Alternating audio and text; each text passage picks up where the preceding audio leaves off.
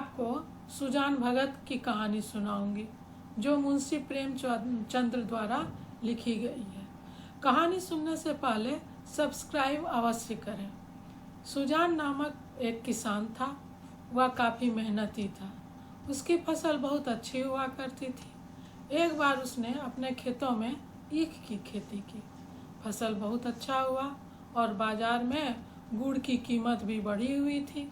सुजान को इससे लगभग 2500 का लाभ प्राप्त हुआ। सुजान की वृत्ति धर्म की ओर गई। वह साधु संतों का आदर सत्कार करने लगा। गांव में बड़े बड़े अफसर, थानेदार साहब, शिक्षा विभाग के अफसर सुजान के चौपाल में आया करते थे। सुजान काफ़ी खुश रहता था और अपने को धन्य भाग समझता था। कभी कभी सत्संग मंडली भी उनके चौपाल पर आते थे। ढोल मंजीरे बजते, घर में दूध दही की कमी नहीं थी। भांग, चरस, गांजे भी खूब चलते थे। लेकिन सुजान कभी दूध दही भी नहीं खाता था। वह तो किसान था, उसे तो बस रोटी और साग चाहिए। सुजान ईश्वर भक्त था। वह खान पान का बहुत ख्याल रखता था। उसने झूठ का त्याग कर दिया था। वह एक भगत के सभी गुणों को अपना लिया था। उसका जीवन एक मजदूर का जीवन था। जीवन में कोई आदर्श नहीं रहा। एक दिन गया जाने के तीर्थयात्री सुजान के यहाँ ठहरे। उनके घर पर ही तीर्थयात्रियों का खाना बना। रात भर ढोल मंजीरे बजते रहे। सुजान के मन में भी गया तीर्थ जाने की बहुत दिनों से इच्छा थी। वह अच्छा अवसर देखकर वह चलने के लिए तैयार हो गया। उसकी पत्नी बुलाकी ने कहा, अभी रहने दो, अगले साल चलेंगे। सुजान ने कहा, अगले साल क्या होगा कौन जानता है। धर्म के काम में मीन मेक निकालना अच्छी बात नहीं। बुलाकी ने कहा, हाथ खाली हो जाएंगे। सुजान ने कहा, भगवान ने चाहा तो रुपये फिर आ जाएंगे। सुजान गया तीर्थ करने चला गया। गया तीर्थ से लौटा तो ब्रह्मभोज करवाया। सारी बिरादरी को निमंत्रण दिया। खूब धूमधाम से कार्यक्रम हुआ। चारों ओर सुजान की वाह वाह मच गई। सभी यह कहते, भगवान धन दे तो दिल भी ऐसा ही दे। घमंड तो छू नहीं पाता। अपने हाथों से पत्तल उठाता था।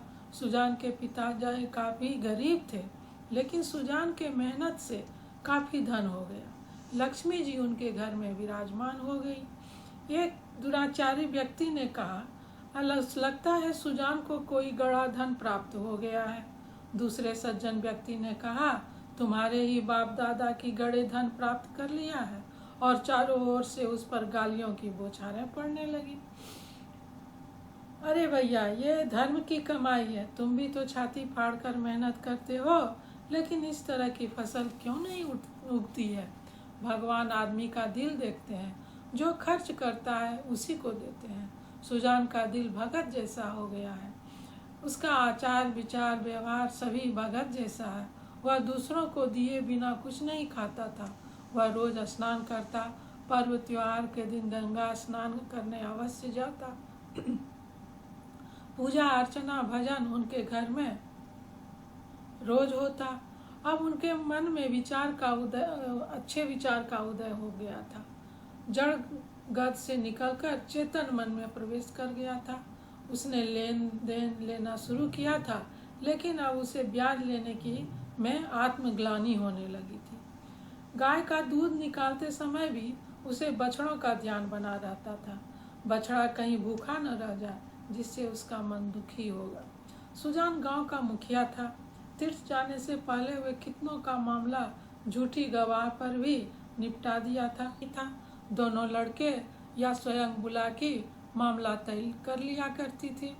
गांव में सुजान भगत का मान सम्मान होता था, लेकिन अपने घर में घटता चला जा रहा था। दोनों लड़के उनका सत्कार काफ़ी किया करते। कभी हाथ से चारपाई उठाते तो लपक कर लड़के उठा देते थे। धोती भी धो दिया करते थे, मगर कोई अधिकार उनके हाथ में नहीं था। अब वह घर का स्वामी नहीं, मंदिर का देवता बन गया था। एक दिन गुलाकी ओखली में दाल छांट रही थी। उसी समय एक भिखारी द्वार पर आकर चिल्लाने लगा। गुलाकी ने सोचा, दाल छांट लूं तो दे दूं, इतने में बड़ा लड़का आकर बोला, माँ बाहर एक महात्मा आवाज़ दे रहे हैं, उन्हें कुछ दे दो, नहीं तो उनका मन दुखी हो जाएगा। बुलाकी ने उपेक्षा की भाव से कहा, क्यों नहीं भगत जाकर कुछ दे देते, उन्हें क्या मेहंदी लगी है, क्या मेरे 4 हाथ हैं, किस किस का मन दुखी, किस किस का मन सुखी करूं, दिन भर तो तांता लगा रहता है। उनका छोटा बेटा भोला बोला, सारा चौपट करने पर लगे हैं, अभी महंगू बैगन देने आया था, हिसाब से 7 मन होना था, तौला तो 6.25 मन ही निकले। मैंने कहा 10 सेर और लाओ, तो भगत ने कहा इतनी दूर अब कहाँ जाएगा, भरपाई लिख दो, नहीं तो उसका मन दुखी होगा। मैंने भरपाई नहीं लिखा, 10 सेर बाकी लिख दिया। बुलाकी बोली, बहुत अच्छा किया, तुमने 10-5 दफे मुंह की बात खा जाएंगे तो आप ही बोलना छोड़ देंगे। भोला ने कहा, मैंने कई बार कहा है कि तुम गृहस्थी के बारे में नहीं बोला करो, पर इनसे बिना बोले रहा नहीं जाता। बुलाकी ने कहा, मैं जानती हूँ कि इनका ये हाल होगा तो गुरु मंत्र नहीं लेने देती। भोला बोला, भगत क्या हुए, दीन दुनिया दोनों सिप गए, सारा दिन पूजा पाठ में बीत जाता है, अभी इतने बूढ़े नहीं हुए हैं कि कोई काम ही नहीं कर सके। बुलाकी बोला, यह तुम्हारा अन्याय है, फावड़ा कुदाला उनसे नहीं हो सकता, लेकिन कुछ न कुछ तो करते ही हैं, बैलों को सानी पानी देते हैं, गाय दुहाते हैं, और जो कुछ भी हो सकता है करते हैं। भिक्षु कभी दरबार झगड़ा बचाती हूँ कि 4 आदमी हंसेंगे, चलकर खाना खा लो, सीधे से नहीं तो मैं जाकर सो जाऊंगी। सुजान, तुम भूखी क्यों सोओगी, तुम्हारे तो बेटे की कमाई है। हाँ, मैं बाहरी आदमी हूँ। बुलाकी ने कहा, बेटे तो तुम्हारे भी हैं। सुजान ने कहा, नहीं, मैं ऐसे बेटे से बाज आया, मेरे बेटे होते तो वे मेरी दुर्गति नहीं करते। बुलाकी बोली, सुना है मर्द बड़े समझदार होते हैं, आदमी को चाहिए जैसा समय देखे वैसा काम करे, तुम्हें चाहिए कि नाम का मालिक बने रहो और वही करो जो, क्या इस श्रद्धा के बदले वह अपना अधिकार छोड़ सकता था, कदापि नहीं। अब तक जिस घर में राज किया उसी घर में पराधीन बनकर नहीं रह सकता, उसे श्रद्धा की चाह नहीं, सेवा की भूख नहीं, उसे अधिकार चाहिए। वह इस घर में दूसरों का अधिकार नहीं देख सकता, मंदिर का पुजारी बनकर वह नहीं रह सकता। अभी रात बाकी थी, लेकिन सुजान ने गड़ासे से पशुओं का चारा काटना शुरू कर दिया। सारा गांव सो रहा था, रात भर चारा काटता रहा। जब से सुजान ने काम करना छोड़ा था, तब से चारा के लिए हाय हाय पड़ी रहती थी। शंकर भी काटता था, भोला भी काटता था, पर चारा पूरा नहीं पड़ता था। आज वो अपने लड़के को दिखा देंगे चारा कैसे काटना चाहिए। उनके सामने चारा के कटिया का पहाड़ खड़ा हो गया। सुबह बुलाकी उठी तो कटिया ढेर देखकर दंग रह गई। बोली, भोला क्या आज रात भर कटिया ही काटता रहा? कितनी बार बोली हूँ, जी से जहान है, लेकिन मानता नहीं, रात भर सोया ही नहीं। सुजान ने ताने मारते हुए कहा, वह सोता ही कब है, जब देखता हूँ काम ही करता रहता है, ऐसा कमाऊ संसार में और कौन होगा। इतने में भोला आंखें मलता हुआ बाहर निकला। उसे भी कटिया का ढेर देखकर आश्चर्य हुआ। क्या शंकर आज बड़ी रात को उठा था? अम्मा, बुलाकी वो तो पड़ा सो रहा है, मैंने सोचा तुमने काटी होगी। बोला, मैं तो सुबह उठ ही नहीं पाता, दिन भर चाहे जितना काम करवा लो, लेकिन रात में मुझसे नहीं उठा जाता। बुलाकी ने पूछा, तो क्या तुम्हारे दादा ने काटी है? भोला ने कहा, हाँ, रात भर सोए नहीं, मुझसे कल बड़ी भूल हुई।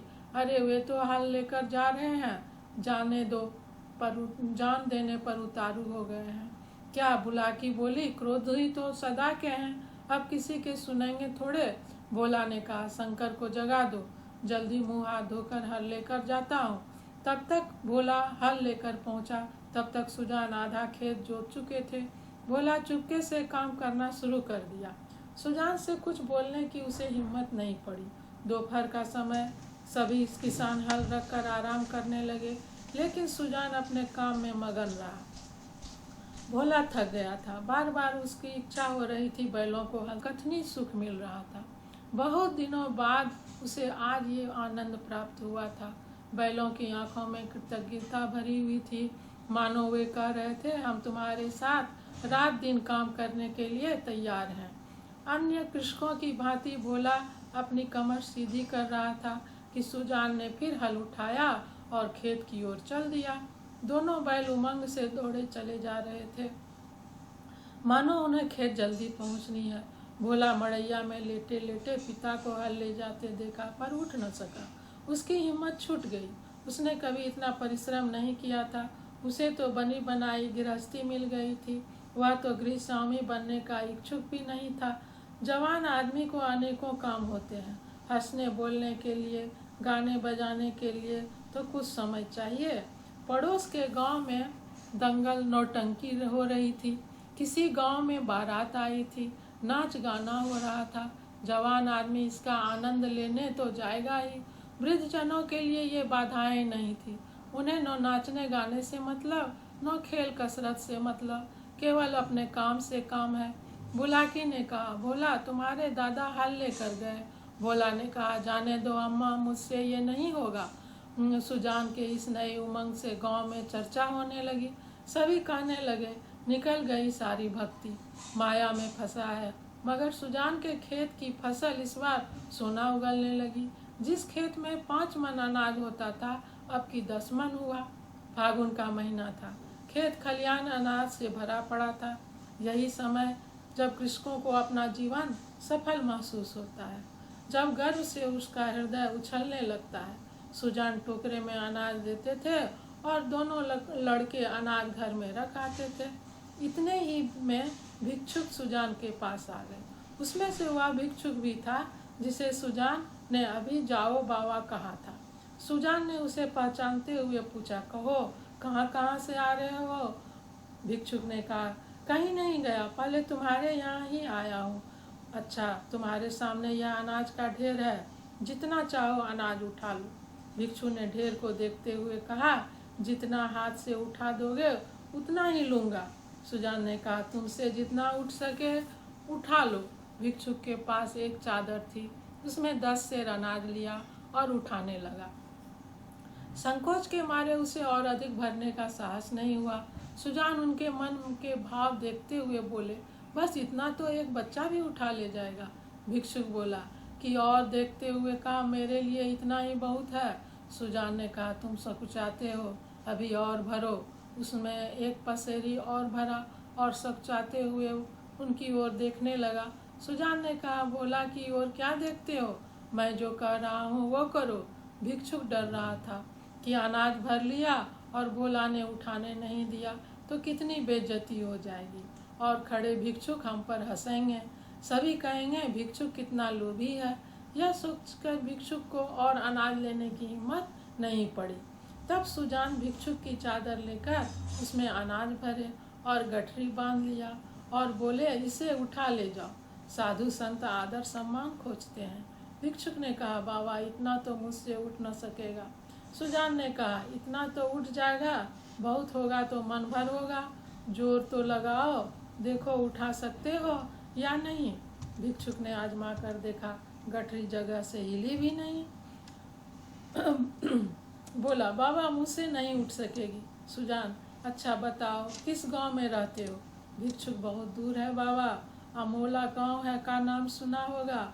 सुजान ने कहा, हाँ ठीक है, तुम आगे आगे चलो, मैं पहुंचा दूंगा। यह कहकर सुजान ने जोर लगाकर गठरी उठा ली और सिर पर रखकर भिक्षुक के पीछे पीछे चल दिया। उनका यह पौरुष देखकर भिक्षुक चकित रह गए। किसी को यह मालूम नहीं था कि सुजान पर कौन सा नशा चढ़ा था। 8 महीने की परिश्रम का फल आज उसे मिला था। आज सुजान ने और भिक्षुक खड़े हैं, कोई खाली हाथ न जाए।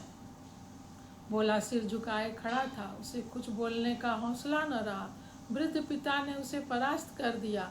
आशा है आपको यह कहानी पसंद आई होगी। सब्सक्राइब अवश्य करें। फिर मिलते हैं नई कहानी के साथ। जय हिंद, जय भारत।